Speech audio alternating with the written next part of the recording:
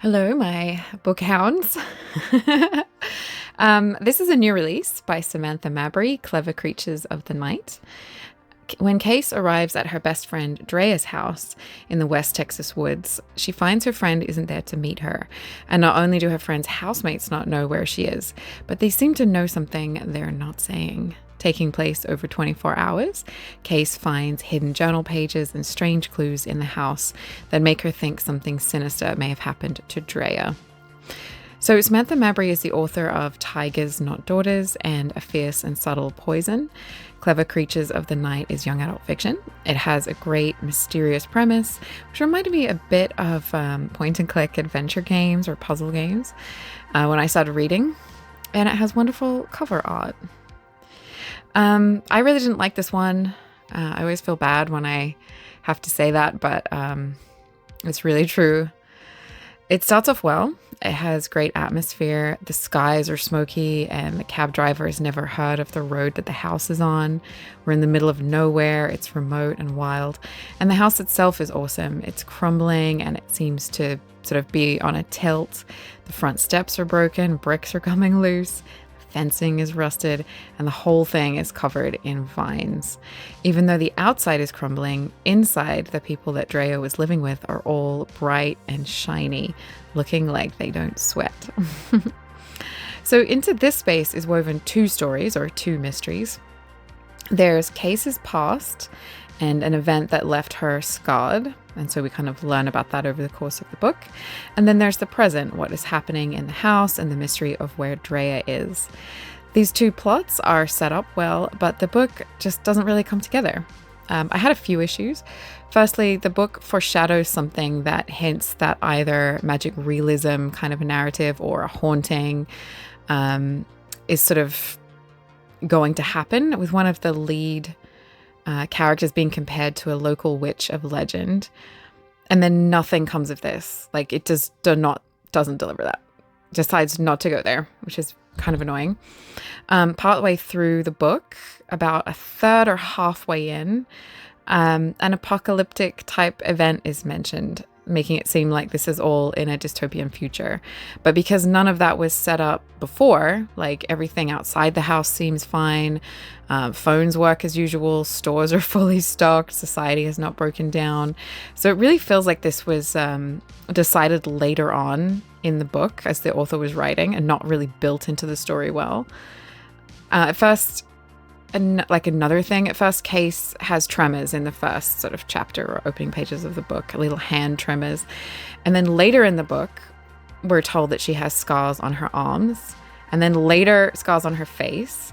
And then later, one shoulder sits lower than the other due to injuries from a fire. So it's mentioned in those opening pages that one of the people in the house notices her hand tremors when they meet her and kind of comment on it.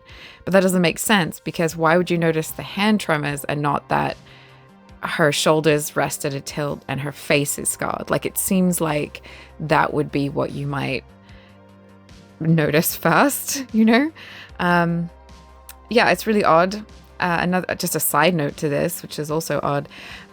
Most people who die in fires are killed by smoke inhalation long before the flames ever touch them or reach them. So to me, Case even having scarring is unrealistic and just unlikely.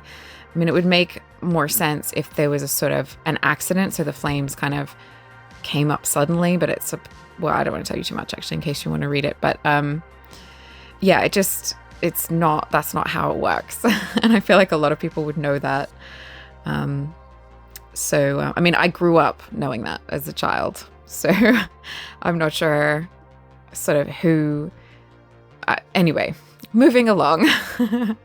The key thing that really struck me was how odd Case and her actions are. So as I mentioned, the book takes place over 24 hours. So she's been invited by her friend Drea to come and stay, but her friend isn't there. So I get that. You get there, she's not there. You're like, well, she's expecting me, right? In perspective, her friend Drea has written to her often over the last 2 years, but she has never replied once over the course of 2 years. She didn't even know that her friend's mother had moved away. So the question is, how are they best friends?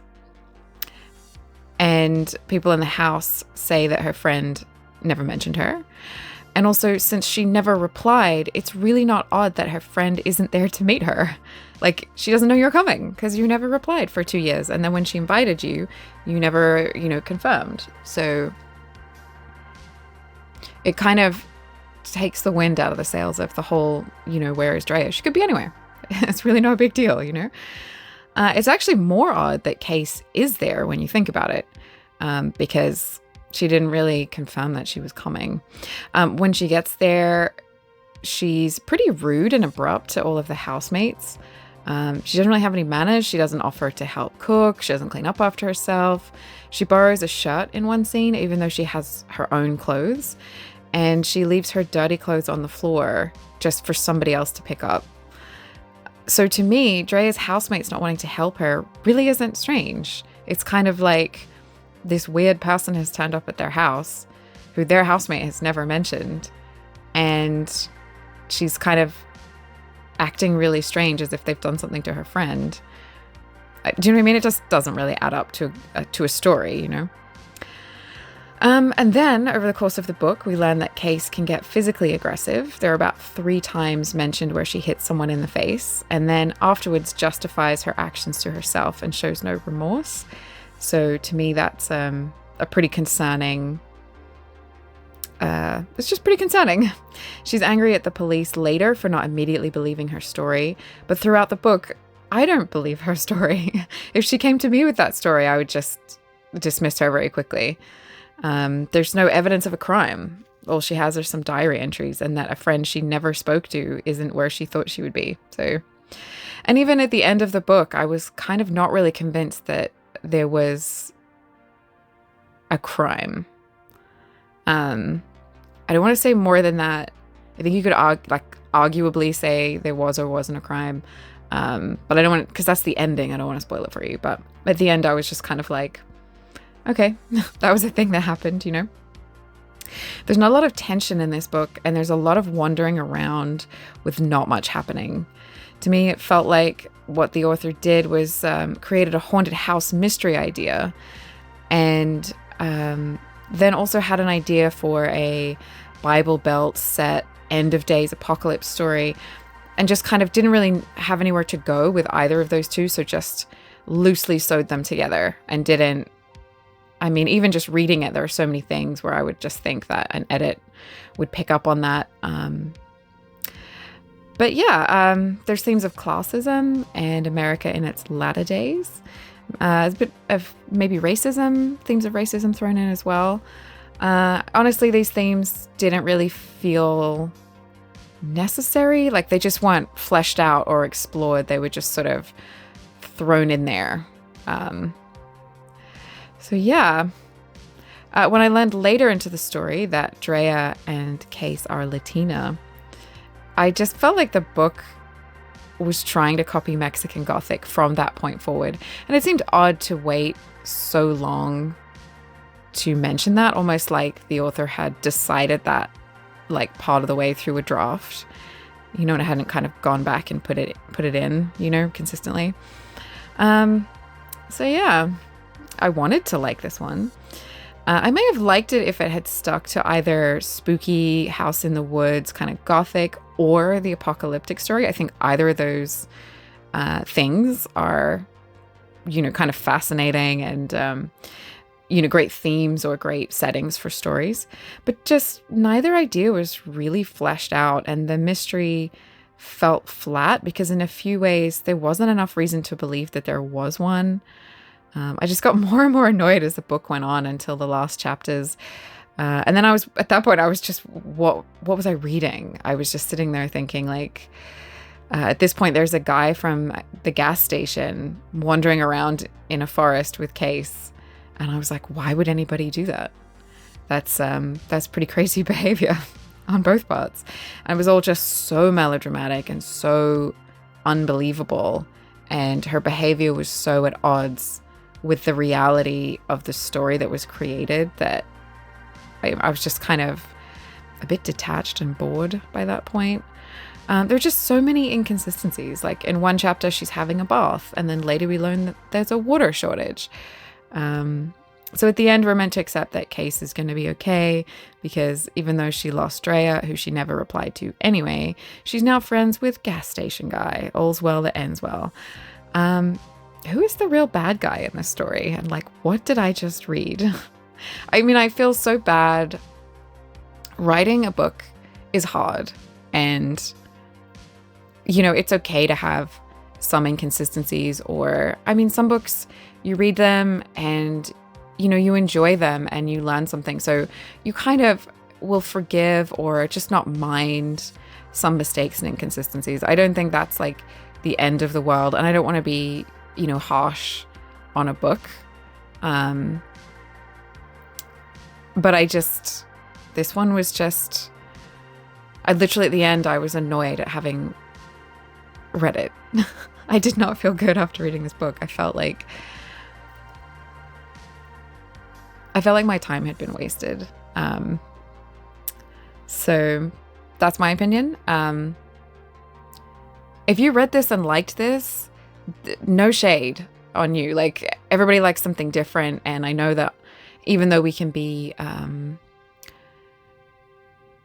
objective, you know, there's nothing wrong with liking something that somebody else didn't like or didn't get. So, you know, obviously, as always, make up your own mind. Or if you've read it and you really liked it, tell me more about that. I would love to know, you know, maybe you saw something in it that was sort of lost on me or something like that. So please let me know if you have read this and what you thought. But yeah, if you liked Mexican Gothic, or there's been a few books of that nature, that kind of, you know, wealthy, crumbling mansion, and a sort of, you know, Latin or Latina or Latinx person kind of coming into that space and solving the sort of mystery surrounding it. It's, I feel like there's a few books like that, and some of them are really good. So if you liked Mexican Gothic, you might like this one. Yeah, personally, I'm just going to say I don't recommend this one. It really felt like it could have had another edit and just, you know, been tightened up slightly, and some of those inconsistencies ironed out. But that's just me. And yeah, I do want to thank HBG Canada, because they sent me this book for review. And even though I didn't like the book, I always appreciate working with the publishers that I work with. And I really appreciate you guys watching my videos, and I know a lot of you comment, and I love that. I love hearing your thoughts and opinions. And yeah, I mean, sometimes you guys have a take on something and I'm like, oh wow, I hadn't thought of that. So I love that. Thank you for interacting with me. And yeah, have a great day, whatever you're up to today.